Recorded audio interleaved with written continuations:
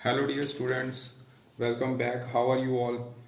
Hope you are doing good at home. My name is Sandeep Singh. I'm working as Science Master in Government Middle School, Pandori Babadas, District Hoshiarpur.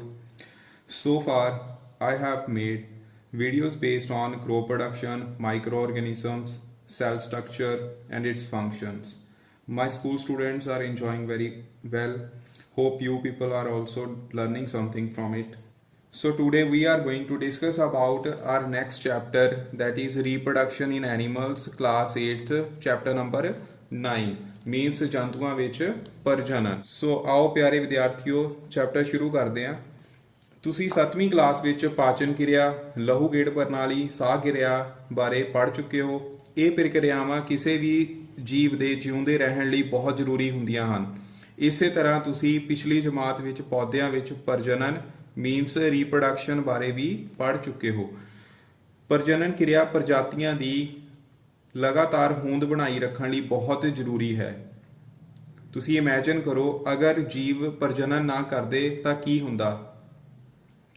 Yes ਬੱਚੇ, you are thinking right.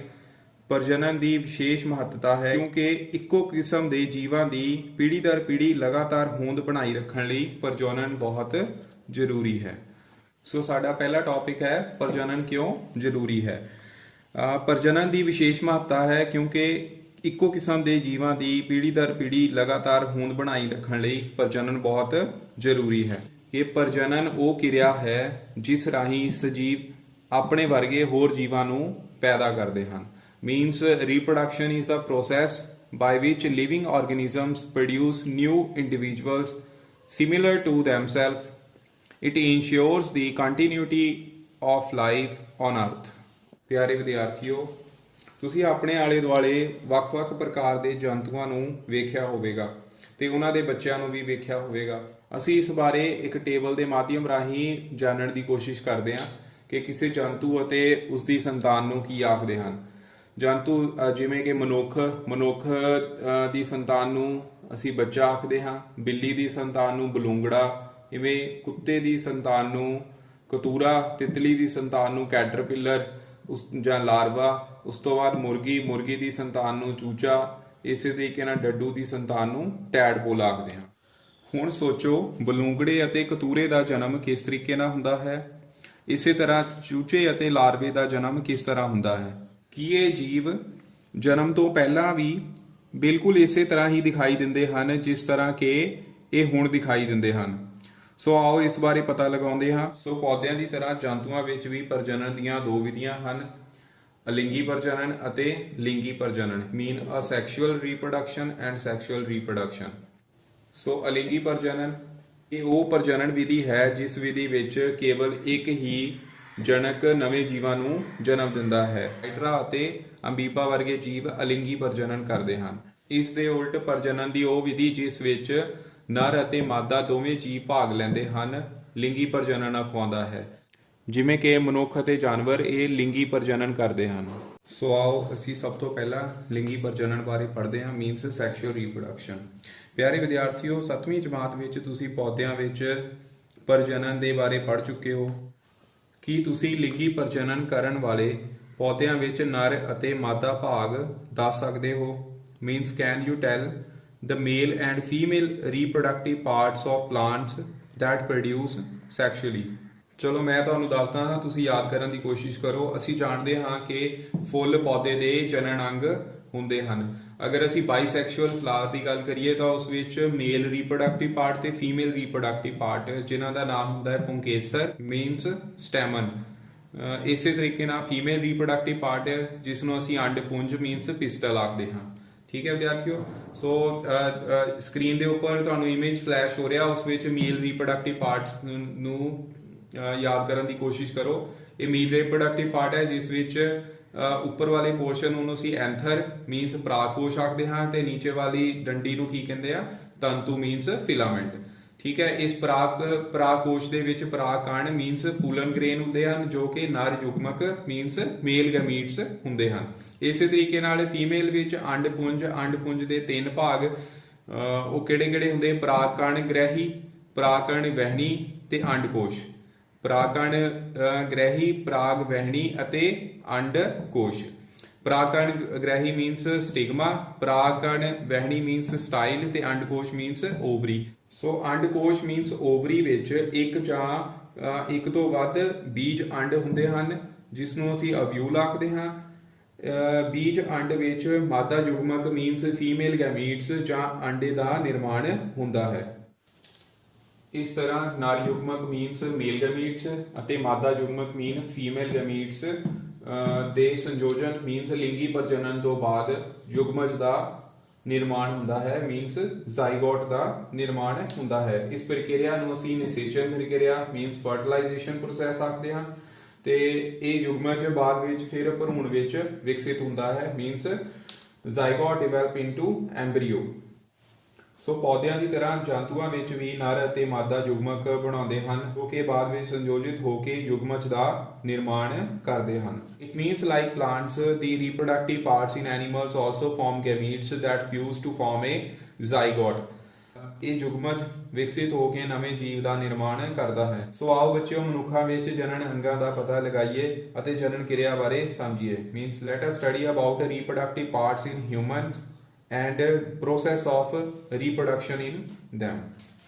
ਸੋ ਸਭ ਤੋਂ ਪਹਿਲਾਂ ਅਸੀਂ ਨਰ ਜਨਨ ਅੰਗਾਂ ਬਾਰੇ ਪੜਾਂਗੇ ਮੀਨਸ ਮੇਲ ਰੀਪਰੋਡਕਟਿਵ ਪਾਰਟਸ, ਜਿਸ ਵਿੱਚ ਇੱਕ ਜੋੜਾ ਪਤਾਲੂ ਮੀਨਸ ਟੈਸਟਿਸ, ਦੋ ਸ਼ੁਕਰਾਣੂ ਵਹਿਣੀਆਂ means pair of sperm duct, ਇੱਕ ਨਰ ਇੰਦਰੀ ਮੀਨਸ ਪੈਨਿਸ ਹੁੰਦੇ ਹਨ ਜੋ ਕਿ ਤੁਹਾਡੀ ਸਕਰੀਨ ਦੇ ਉੱਪਰ ਫਲੈਸ਼ ਹੋ ਰਿਹਾ ਬੱਚਿਓ। ਸੋ ਇਸ ਵਿੱਚ ਟੈਸਟਿਸ ਮੀਨਸ ਪਤਾਲੂ ਜੋ ਕਿ ਮੇਲ ਬਾਡੀ ਦੇ ਬਾਹਰ ਹੁੰਦੇ ਹਨ। ਇਹ ਨੰਬਰ 4 ਤੇ ਇਮੇਜ ਵਿੱਚ ਨੰਬਰ 4 ਤੇ ਦਿਖਾਈ ਦੇ ਰਹੇ ਹਨ। ਪਤਾਲੂ ਦਾ ਕੰਮ ਅਸਲ ਵਿੱਚ ਮੇਲ ਗੈਮੀਟਸ ਮੀਨਸ ਨਰ ਯੁਗਮਕ ਬਣਾਉਣਾ ਹੁੰਦਾ ਹੈ। ਇਹ ਨਰ ਯੁਗਮਕ ਸ਼ੁਕਰਾਣੂ ਹੁੰਦੇ ਹਨ means sperm. So therefore we can say sperms are male gametes. ਅਸਲ ਵਿੱਚ ਪਤਾਲੂ ਦਾ ਕੰਮ ਟੈਸਟੋਸਟੇਰੋਨ ਨਾਮਕ ਦੇ ਪ੍ਰਾਇਮਰੀ ਮੇਲ ਸੈਕਸ ਹਾਰਮੋਨ ਬਣਾਉਣਾ ਹੁੰਦਾ ਹੈ ਜੋ ਕਿ ਜਨਨ ਅੰਗਾਂ ਅਤੇ ਸ਼ੁਕਰਾਣੂਆਂ ਦੇ ਬਣਾਉਣ ਵਿੱਚ ਮਦਦ ਕਰਦਾ ਹੈ। ठीक है बच्चों, it means testosterones are responsible for the development of sex organs, production of sperm and also development of secondary sexual characteristics. इसका मतलब ये है कि शुक्राणु नर युग्मक मीनस मेल गैमीट्स हुंदे हन जो पतालुओं द्वारा एक दिन विच ਲੱਖਾਂ ਦੀ ਗਿਣਤੀ ਵਿੱਚ ਪੈਦਾ ਕੀਤੇ ਜਾਂਦੇ ਹਨ। ਪਿਆਰੇ ਵਿਦਿਆਰਥੀਓ, ਸ਼ੁਕਰਾਣੂ ਵੀ ਇੱਕ ਸੂਖਮ ਜੀਵੀ ਸੈੱਲ ਹੈ ਜਿਸ ਦਾ ਸਿਰ, ਮੱਧ ਭਾਗ ਅਤੇ ਪੂੰਛ ਹੁੰਦੀ ਹੈ। ਸਿਰ ਵਿੱਚ ਕੇਂਦਰਕ ਮੀਨਸ ਨਿਊਕਲੀਅਸ ਹੁੰਦਾ ਹੈ ਜਿਸ ਵਿੱਚ single set of chromosome means ਗੁਣਸੂਤਰ ਹੁੰਦਾ ਹੈ। ਇਸ ਦੇ ਮੱਧ ਭਾਗ ਵਿੱਚ ਮਾਈਟੋਕੌਂਡਰੀਆ ਹੁੰਦੇ ਹਨ ਜੋ ਕਿ ਮੂਵਮੈਂਟ ਦੌਰਾਨ ਊਰਜਾ ਪ੍ਰਦਾਨ ਕਰਦੇ ਹਨ। ਇਸ ਦਾ ਮਤਲਬ ਸ਼ੁਕਰਾਣੂ ਇੱਕ ਘੁੰਮਣਯੋਗ ਯੁਗਮਕ ਹੁੰਦਾ ਹੈ ਜੋ ਪੂਛ ਦੀ ਮਦਦ ਦੇ ਨਾਲ ਫੀਮੇਲ ਰੀਪਰੋਡਕਟਿਵ ਟ੍ਰੇਟ ਮੀਨਸ ਮਾਦਾ ਪ੍ਰਜਨਨ ਪ੍ਰਣਾਲੀ ਵਿੱਚ ਘੁੰਮਦਾ ਹੈ। ਆਓ ਹੁਣ ਮਾਦਾ ਪ੍ਰਜਨਨ ਅੰਗਾਂ ਮੀਨਸ ਫੀਮੇਲ ਰੀਪਰੋਡਕਟਿਵ ਪਾਰਟਸ ਬਾਰੇ ਪੜ੍ਹਦੇ ਹਾਂ। ਫੀਮੇਲ ਰੀਪਰੋਡਕਟਿਵ ਪਾਰਟਸ ਦੇ ਵਿੱਚ ਇੱਕ ਜੋੜੀ ਅੰਡਕੋਸ਼ ਮੀਨ ਓਵਰੀਜ਼, ਅੰਡ ਨਿਕਾਸ ਵਹਿਣੀ ਮੀਨਸ ਓਵਿਡਕਟ ਔਰ ਫੈਲੋਪੀਅਨ ਟਿਊਬਸ, ਬੱਚੇਦਾਨੀ ਮੀਨਸ ਯੂਟਰਸ ਹੁੰਦੇ ਹਨ ਜਿਨ੍ਹਾਂ ਨੂੰ ਤੁਸੀਂ ਇਮੇਜ ਵਿੱਚ ਜੋ ਕਿ ਤੁਹਾਡੀ ਸਕਰੀਨ ਦੇ ਉੱਪਰ ਫਲੈਸ਼ ਹੋ ਰਿਹਾ ਉਸ ਵਿੱਚ ਆਸਾਨੀ ਨਾਲ ਦੇਖ ਸਕਦੇ ਹੋ। ਇਹ ਅੰਡਕੋਸ਼ ਮਾਦਾ ਯੁਗਮਕ ਮੀਨ ਫੀਮੇਲ ਗੈਮੀਟਸ ਪੈਦਾ ਕਰਦੀਆਂ ਹਨ ਜਿਨ੍ਹਾਂ ਨੂੰ ਅਸੀਂ ਅੰਡਾਣੂ ਮੀਨਸ ਐਗ ਔਰ ਓਵਾ ਆਖਦੇ ਹਾਂ। ਮਾਦਾ ਸਰੀਰ ਵਿੱਚ ਹਰ ਮਹੀਨੇ ਕਿਸੇ ਇੱਕ ਅੰਡਕੋਸ਼ ਤੋਂ ਇੱਕ ਵਿਕਸਿਤ ਅੰਡਾਣੂ ਦਾ ਵਿਸਰਜਨ ਅੰਡ ਵਿਕਾਸ ਵਹਿਣੀ ਵਿੱਚ ਹੁੰਦਾ ਹੈ। Means in females a single matured egg is released into the oviduct by one of the ovaries every month। ਫਿਰ ਬੱਚੇਦਾਨੀ ਮੀਨਸ ਯੂਟਰਸ ਵਿੱਚ ਭਰੂਣ ਜਾਂ ਬੱਚੇ ਦਾ ਵਿਕਾਸ ਹੁੰਦਾ ਹੈ। It means it helps in holding the pregnancy. ਪਿਆਰੇ ਵਿਦਿਆਰਥੀਓ, ਜੇਕਰ ਅਸੀਂ ਅੰਡਾਣੂ ਦੇ ਸਾਈਜ਼ ਦੀ ਗੱਲ ਕਰੀਏ, ਨਰ ਸ਼ੁਕਰਾਣੂ ਦੀ ਤਰ੍ਹਾਂ ਮਾਦਾ ਅੰਡਾਣੂ ਵੀ ਇੱਕ ਇਕੱਲਾ ਸੈੱਲ ਹੈ ਜੋ ਕਿ ਸ਼ੁਕਰਾਣੂ ਤੋਂ ਬਹੁਤ ਵੱਡਾ ਹੁੰਦਾ ਹੈ। ਇੱਕ ਨਾਨ ਮੋਟਾਈਲ ਅੰਡਾ ਹੈ ਜੋ ਕਿ ਓਵਿਡਕਟ ਰਾਹੀਂ ਯੂਟਰਸ ਤੱਕ ਆਉਂਦਾ ਹੈ। ਜਿਸ ਤਰ੍ਹਾਂ ਮੇਲਸ ਵਿੱਚ ਟੈਸਟੋਸਟੇਰੋਨ ਪ੍ਰਾਇਮਰੀ ਹਾਰਮੋਨਸ ਹੁੰਦੇ ਹਨ ਜੋ ਕਿ ਸ਼ੁਕਰਾਣੂ ਬਣਾਉਣ ਦਾ ਕੰਮ ਕਰਦੇ ਹਨ, ਇਸੇ ਤਰ੍ਹਾਂ ਹੀ ਫੀਮੇਲਸ ਵਿੱਚ estrogen primary female sex hormones ਹੁੰਦੇ ਹਨ ਜੋ ਕਿ ਅੰਡਕੋਸ਼ ਮੀਨਸ ਓਵਰੀ ਦੁਆਰਾ ਪੈਦਾ ਹੁੰਦੇ ਹਨ। These hormones are responsible for development of female reproductive organs, secondary sexual characteristics, development of female gametes, that is ovum and it helps to maintain the menstruation cycle also means ਮਾਸਿਕ ਚੱਕਰ ਬਾਰੇ ਅਸੀਂ ਅਡੋਲਸੈਂਸ chapter ਵਿੱਚ detail ਵਿੱਚ ਪੜਾਂਗੇ। ਸੋ ਪਿਆਰੇ ਵਿਦਿਆਰਥੀਓ, ਜਨਨ ਕਿਰਿਆ ਦਾ ਸਭ ਤੋਂ ਪਹਿਲਾ ਪੜਾਅ ਸ਼ੁਕਰਾਣੂਆਂ ਤੇ ਅੰਡਾਣੂਆਂ ਦਾ ਸੰਯੋਜਨ ਹੁੰਦਾ ਹੈ means fusion of male and female gametes. ਇਸ ਪ੍ਰਕਿਰਿਆ ਨੂੰ ਨਿਸ਼ੇਚਨ ਪ੍ਰਕਿਰਿਆ ਮੀਨਸ ਫਰਟੀਲਾਈਜੇਸ਼ਨ ਪ੍ਰੋਸੈਸ ਆਖਦੇ ਹਨ। ਨਿਸ਼ੇਚਨ ਕਿਰਿਆ ਦੀ ਪਰਿਭਾਸ਼ਾ ਕੀ ਹੋਏਗੀ? ਸ਼ੁਕਰਾਣੂਆਂ ਅਤੇ ਅੰਡਾਣੂਆਂ ਦੇ ਸੰਯੋਜਨ ਦੀ ਪ੍ਰਕਿਰਿਆ ਨੂੰ ਨਿਸ਼ੇਚਨ ਪ੍ਰਕਿਰਿਆ ਆਖਦੇ ਹਨ means the process of fusion of male gametes with female gametes is known as fertilization process. ਸ਼ੁਕਰਾਣੂਆਂ ਅਤੇ ਅੰਡਾਣੂਆਂ ਦੇ ਨਿਸ਼ੇਚਨ ਦੇ ਸਿੱਟੇ ਵਜੋਂ ਯੁਗਮਜ ਦਾ ਨਿਰਮਾਣ ਹੁੰਦਾ ਹੈ ਜਿਸ ਦੇ ਸਿੱਟੇ ਵਜੋਂ ਨਵੇਂ ਜੀਵ ਦਾ ਨਿਰਮਾਣ ਹੁੰਦਾ ਹੈ। ਇਸ ਦੇ ਸਿੱਟੇ ਵਜੋਂ ਜੋ ਨਵੇਂ ਜੀਵ ਦਾ ਨਿਰਮਾਣ ਹੁੰਦਾ ਹੈ ਉਸ ਵਿੱਚ ਕੁਝ ਲੱਛਣ ਆਪਣੇ ਪਿਤਾ ਅਤੇ ਕੁਝ ਲੱਛਣ ਆਪਣੇ ਮਾਤਾ ਦੇ ਅਨੁਵੰਸ਼ਕ ਤੌਰ ਤੇ ਆਉਂਦੇ ਹਨ। ਪਿਆਰੇ ਵਿਦਿਆਰਥੀਓ, ਹੁਣ ਤੁਸੀਂ ਪਹਿਚਾਨਣ ਦੀ ਕੋਸ਼ਿਸ਼ ਕਰੋ ਕਿ ਤੁਹਾਡੇ ਵਿੱਚ ਕਿਸ ਦੇ ਲੱਛਣ ਹਨ, ਤੁਹਾਡੇ ਮਾਤਾ ਜੀ ਦੇ ਜਾਂ ਫਿਰ ਤੁਹਾਡੇ ਪਿਤਾ ਜੀ ਦੇ। ਸੋ ਅਸੀਂ ਪੜ੍ਹਿਆ ਹੈ ਕਿ ਨਿਸ਼ੇਚਨ ਦੇ ਸਿੱਟੇ ਵਜੋਂ ਯੁਗਮਜ ਬਣਦਾ ਹੈ ਜੋ ਕਿ ਭਰੂਣ ਵਿੱਚ ਵਿਕਸਿਤ ਹੋਣਾ ਸ਼ੁਰੂ ਹੋ ਜਾਂਦਾ ਹੈ। ਯੁਗਮਜ ਜੋ ਕਿ ਇੱਕ ਸੈੱਲ ਹੁੰਦਾ ਹੈ ਲਗਾਤਾਰ ਵਿਭਾਜਿਤ ਹੋ ਕੇ, ਜੋ ਕਿ ਤੁਹਾਨੂੰ ਇਮੇਜ ਵਿੱਚ ਦਿਖਾਈ ਦੇ ਰਿਹਾ, ਲਗਾਤਾਰ ਵਿਭਾਜਿਤ ਹੋ ਕੇ ਸੈੱਲਾਂ ਦੇ ਇੱਕ ਗੋਲੇ ਵਿੱਚ ਬਦਲ ਜਾਂਦਾ ਹੈ। ਇਹ ਸੈੱਲ ਸਮੂਹਾਂ ਵਿੱਚ ਵੰਡਣੇ ਸ਼ੁਰੂ ਹੋ ਜਾਂਦੇ ਹਨ। ਇਸ ਵਿਕਸਿਤ ਰਚਨਾ ਨੂੰ ਭਰੂਣ ਆਖਦੇ ਹਨ। ਭਰੂਣ ਬੱਚੇਦਾਨੀ ਦੀ ਦੀਵਾਰ ਤੇ ਠਹਿਰ ਜਾਂਦਾ ਹੈ ਅਤੇ ਇਸ ਦਾ ਲਗਾਤਾਰ ਵਿਕਾਸ ਹੁੰਦਾ ਰਹਿੰਦਾ ਹੈ। ਹੌਲੀ ਹੌਲੀ ਭਿੰਨ ਅੰਗ ਜਿਵੇਂ ਕਿ ਹੱਥ, ਪੈਰ, ਸਿਰ, ਅੱਖਾਂ, ਕੰਨ ਆਦਿ ਵਿਕਸਿਤ ਹੋ ਜਾਂਦੇ ਹਨ। ਭਰੂਣ ਦੀ ਇਸ ਅਵਸਥਾ ਨੂੰ ਜਿਸ ਵਿੱਚ ਸਾਰੇ ਸਰੀਰਕ ਅੰਗਾਂ ਦੀ ਪਹਿਚਾਣ ਹੋ ਸਕੇ ਉਸ ਨੂੰ ਫੀਟਸ ਆਖਦੇ ਹਨ। ਫੀਟਸ ਦੇ ਪੂਰਨ ਵਿਕਾਸ ਤੇ ਮਾਂ ਬੱਚੇ ਨੂੰ ਜਨਮ ਦਿੰਦੀ ਹੈ। ਇਸ ਤੋਂ ਇਲਾਵਾ ਕੁਝ ਇਸਤਰੀਆਂ ਦੇ ਅੰਡਕੋਸ਼ ਬੰਦ ਹੁੰਦੇ ਹਨ। ਅਜਿਹੀਆਂ ਇਸਤਰੀਆਂ ਬੱਚਾ ਪੈਦਾ ਕਰਨ ਵਿੱਚ ਅਸਮਰਥ ਹੁੰਦੀਆਂ ਹਨ ਕਿਉਂਕਿ ਨਿਸ਼ੇਚਨ ਦੇ ਲਈ ਸ਼ੁਕਰਾਣੂ ਮਾਰਗ ਬੰਦ ਹੋਣ ਦੇ ਕਾਰਨ ਅੰਡਾਣੂਆਂ ਤੱਕ ਨਹੀਂ ਪਹੁੰਚ ਸਕਦੇ। ਅਜਿਹੀ ਸਥਿਤੀ ਵਿੱਚ ਡਾਕਟਰ ਤਾਜ਼ਾ ਸ਼ੁਕਰਾਣੂ ਅਤੇ ਤਾਜ਼ਾ ਅੰਡਾਣੂ ਲੈ ਕੇ ਉਚਿਤ ਮਾਧਿਅਮ ਵਿੱਚ ਕੁਝ ਘੰਟਿਆਂ ਦੇ ਲਈ ਇਕੱਠੇ ਰੱਖਦੇ ਹਨ। ਇਸ ਤਰ੍ਹਾਂ ਦੀ ਐਕਸਟਰਨਲ ਆਰਟੀਫੀਸ਼ੀਅਲ ਫਰਟੀਲਾਈਜੇਸ਼ਨ ਨੂੰ ਇਨ ਵਿਟਰੋ ਨਿਸ਼ੇਚਨ ਮੀਨਸ IVF ਆਖਦੇ ਹਨ। ਜੇਕਰ ਨਿਸ਼ੇਚਨ ਹੋ ਜਾਂਦਾ ਹੈ ਤਾਂ ਯੁਗਮਜ ਨੂੰ ਇੱਕ ਹਫ਼ਤੇ ਵਿੱਚ ਵਿਕਸਿਤ ਕਰਕੇ ਮਾਦਾ ਦੀ ਬੱਚੇਦਾਨੀ 'ਚ ਸਥਾਪਿਤ ਕੀਤਾ ਜਾਂਦਾ ਹੈ। ਫਿਰ ਇਸ ਦਾ ਪੂਰਨ ਵਿਕਾਸ ਬੱਚੇਦਾਨੀ ਵਿੱਚ ਹੁੰਦਾ ਹੈ ਅਤੇ ਬੱਚੇ ਦਾ ਜਨਮ ਆਮ ਬੱਚੇ ਦੀ ਤਰ੍ਹਾਂ ਹੁੰਦਾ ਹੈ। ਇਸ ਤਕਨੀਕ ਨਾਲ ਜੰਮੇ ਬੱਚੇ ਨੂੰ ਟੈਸਟ ਟਿਊਬ ਬੇਬੀ ਆਖਦੇ ਹਨ। ਪਿਆਰੇ ਵਿਦਿਆਰਥੀਓ, ਉਹ ਨਿਸ਼ੇਚਨ ਜੋ ਮਾਦਾ ਦੇ ਸਰੀਰ ਦੇ ਅੰਦਰ ਹੁੰਦਾ ਹੈ ਉਸ ਨੂੰ ਅੰਦਰੂਨੀ ਨਿਸ਼ੇਚਨ ਆਖਦੇ ਹਨ ਮੀਨਸ ਇੰਟਰਨਲ ਫਰਟੀਲਾਈਜੇਸ਼ਨ। ਮਨੁੱਖ, ਕੁੱਤੇ ਅਤੇ ਮੁਰਗੀ ਵਰਗੇ ਅਨੇਕਾਂ ਜੰਤੂਆਂ ਵਿੱਚ ਅੰਦਰੂਨੀ ਨਿਸ਼ੇਚਨ ਹੁੰਦਾ ਹੈ। ਕੀ ਨਿਸ਼ੇਚਨ ਮਾਦਾ ਦੇ ਸਰੀਰ ਦੇ ਬਾਹਰ ਵੀ ਹੋ ਸਕਦਾ ਹੈ? ਯੈਸ ਡੀਅਰ ਸਟੂਡੈਂਟਸ, ਬਹੁਤ ਸਾਰੇ ਜੀਵਾਂ ਵਿੱਚ ਨਿਸ਼ੇਚਨ ਕਿਰਿਆ ਮਾਦਾ ਦੇ ਸਰੀਰ ਦੇ ਬਾਹਰ ਹੁੰਦੀ ਹੈ। ਜੀਵਾਂ ਵਿੱਚ ਨਿਸ਼ੇਚਨ ਕਿਰਿਆ ਜੋ ਮਾਦਾ ਦੇ ਸਰੀਰ ਦੇ ਬਾਹਰ ਹੁੰਦੀ ਹੈ ਉਸ ਨੂੰ ਬਾਹਰੀ ਨਿਸ਼ੇਚਨ ਆਖਦੇ ਹਨ। ਇਸ ਨੂੰ ਸਮਝਣ ਲਈ ਅਸੀਂ ਇੱਕ ਉਦਾਹਰਨ ਲੈਂਦੇ ਹਾਂ। ਵਰਖਾ ਰੁੱਤ ਵਿੱਚ ਡੱਡੂ ਅਤੇ ਟੈਡ ਧੀਮੀ ਗਤੀ ਨਾਲ ਵਹਿ ਕੇ ਝਰਨੇ ਵਿੱਚ ਚਲੇ ਜਾਂਦੇ ਹਨ। ਜਦੋਂ ਨਰ ਅਤੇ ਮਾਦਾ ਦੋਨੋਂ ਇਕੱਠੇ ਪਾਣੀ ਵਿੱਚ ਆਉਂਦੇ ਹਨ ਤਾਂ ਮਾਦਾ ਸੈਂਕੜੇ ਅੰਡੇ ਪਾਣੀ ਵਿੱਚ ਛੱਡ ਦਿੰਦੀ ਹੈ। ਇਹ ਅੰਡੇ ਬਹੁਤ ਨਾਜ਼ੁਕ ਹੁੰਦੇ ਹਨ ਅਤੇ ਜੈਲੀ ਦੀ ਇੱਕ ਪਰਤ ਇੱਕ ਅੰਡੇ ਨੂੰ ਦੂਸਰੇ ਅੰਡੇ ਨਾਲ ਜੋੜ ਕੇ ਰੱਖਦੀ ਹੈ ਅਤੇ ਉਹਨਾਂ ਨੂੰ ਸੁਰੱਖਿਆ ਵੀ ਪ੍ਰਦਾਨ ਕਰਦੀ ਹੈ, ਜਿਵੇਂ ਕਿ ਤੁਸੀਂ ਚਿੱਤਰ ਵਿੱਚ ਦੇਖ ਰਹੇ ਹੋ। ਨਰ ਉਸ ਅੰਡਿਆਂ ਦੇ ਆਪਣੇ ਸ਼ੁਕਰਾਣੂ ਛੱਡਦਾ ਹੈ। ਹਰੇਕ ਸ਼ੁਕਰਾਣੂ ਆਪਣੀ ਲੰਬੀ ਪੂਛ ਦੀ ਸਹਾਇਤਾ ਨਾਲ ਪਾਣੀ ਵਿੱਚ ਤੈਰਦੇ ਰਹਿੰਦੇ ਹਨ ਅਤੇ ਮਾਦਾ ਦੇ ਅੰਡੇ ਦੇ ਸੰਪਰਕ ਵਿੱਚ ਆਉਂਦੇ ਹਨ। ਸੋ ਇਸ ਤਰ੍ਹਾਂ ਡੱਡੂਆਂ ਵਿੱਚ ਨਿਸ਼ੇਚਨ ਹੁੰਦਾ ਹੈ। ਇਸ ਪ੍ਰਕਾਰ ਦੇ ਨਿਸ਼ੇਚਨ ਜਿਸ ਵਿੱਚ ਨਰ ਅਤੇ ਮਾਦਾ ਯੁਗਮਕ ਦਾ ਸੰਯੋਗ ਮਾਦਾ ਦੇ ਸਰੀਰ ਦੇ ਬਾਹਰ ਹੁੰਦਾ ਹੈ ਉਸ ਨੂੰ ਅਸੀਂ ਬਾਹਰੀ ਨਿਸ਼ੇਚਨ ਆਖਦੇ ਹਾਂ। ਮੱਛੀ, ਸਟਾਰਫਿਸ਼ ਵਰਗੇ ਹੋਰ ਪ੍ਰਾਣੀਆਂ ਵਿੱਚ ਵੀ ਬਾਹਰੀ ਨਿਸ਼ੇਚਨ ਹੁੰਦਾ ਹੈ। ਸੋ ਪਿਆਰੇ ਵਿਦਿਆਰਥੀਓ, ਦੋ ਪ੍ਰਸ਼ਨ ਤੁਹਾਡੀ ਸਕਰੀਨ ਦੇ ਉੱਪਰ ਫਲੈਸ਼ ਹੋ ਰਿਹਾ।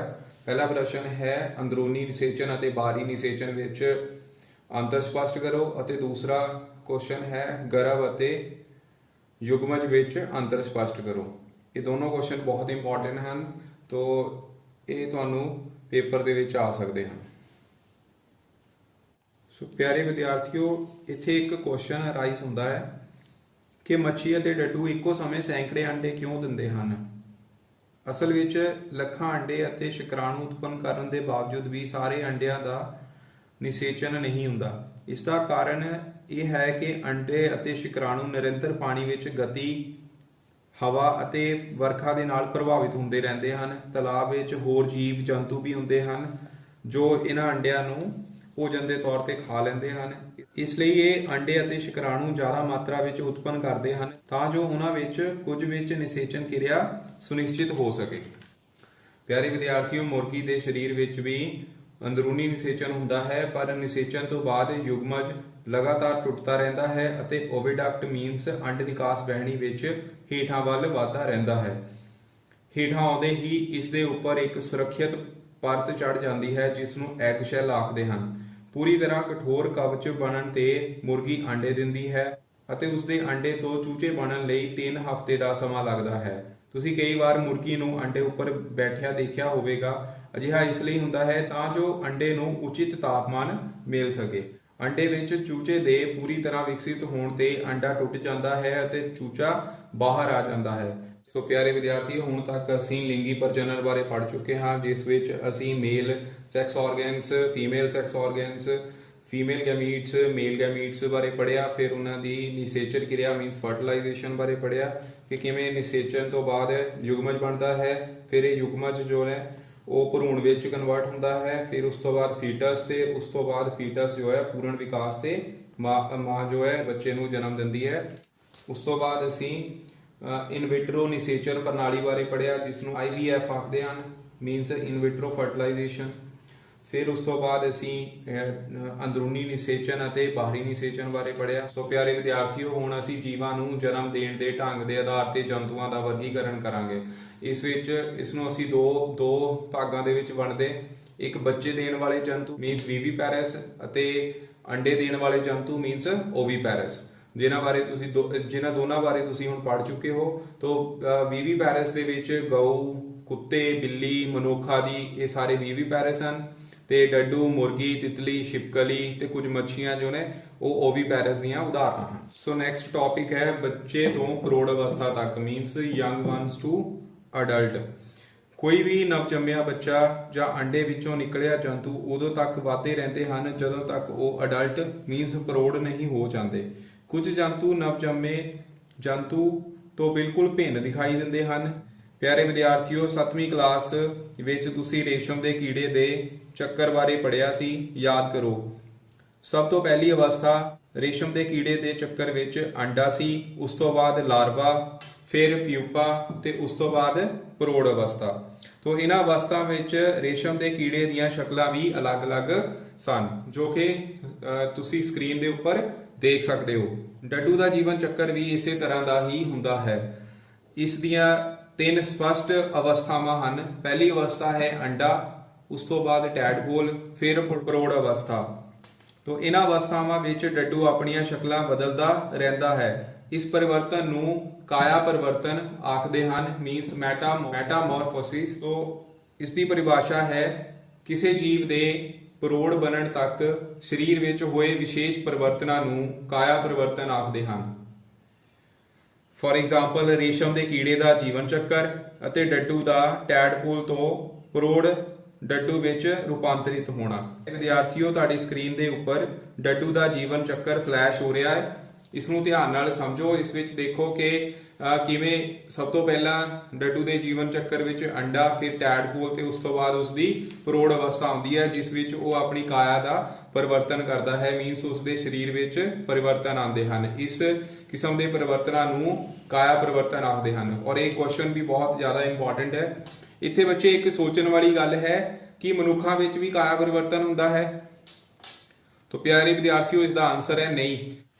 ਸੋ ਅਸੀਂ ਹੁਣ ਤੱਕ ਇਹ ਪੜ੍ਹਿਆ ਹੈ ਕਿ ਨਿਸ਼ੇਚਨ ਲਈ ਨਰ ਅਤੇ ਮਾਦਾ ਦੋਨਾਂ ਦੀ ਜ਼ਰੂਰਤ ਹੁੰਦੀ ਹੈ, ਪਰ ਬਹੁਤ ਹੀ ਛੋਟੇ ਜੰਤੂ ਜਿਵੇਂ ਕਿ ਹਾਈਡਰਾ ਅਤੇ ਬਹੁਤ ਹੀ ਸੂਖਮ ਜੰਤੂ ਜਿਵੇਂ ਕਿ ਅਮੀਬਾ ਵਿੱਚ ਜਨਨ ਕਿਵੇਂ ਹੁੰਦਾ ਹੈ, ਆਓ ਪੜ੍ਹੀਏ। ਸਭ ਤੋਂ ਪਹਿਲਾਂ ਇੱਕ ਕਿਰਿਆ ਕਰਦੇ ਹਾਂ ਹਾਈਡਰਾ ਦੀ ਸਥਾਈ ਸਲਾਈਡ ਦਾ ਸੂਖਮਦਰਸ਼ੀ ਰਾਹੀਂ ਅਧਿਐਨ।